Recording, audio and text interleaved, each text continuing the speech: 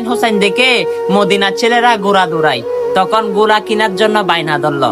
মা ফাতেমার কাছে গেল, তখন হোসেন বলে, আম্মা জান, আমাদেরকে একটা ঘোড়া কিনা দেন। তখন মা ফাতেমা বলে, আজকে 3টা দিন ধরে ঘরের চুলায় আগুন জ্বলে না। তারপর তার বাবা হজরতে আলী মকামের কাছে গেল।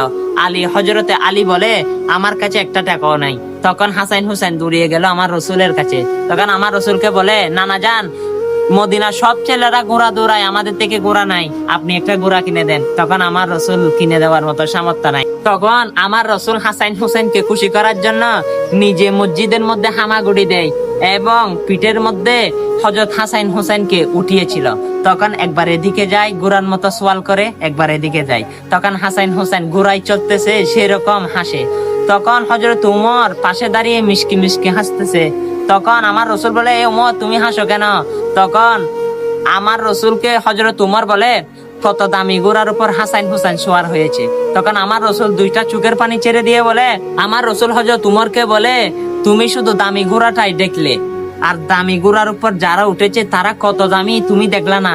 তারা হচ্ছে জান্নাতে যুবকদের সর্দার। সুবহানাল্লাহ। এই সুন্দর বার্তাটা জানিয়ে সুসংবাদটা আপনাদেরকে দিয়েছি। যদি অন্তরের মধ্যে রক্তক্ষয়ী হয়, শেয়ার করবেন। আমিন।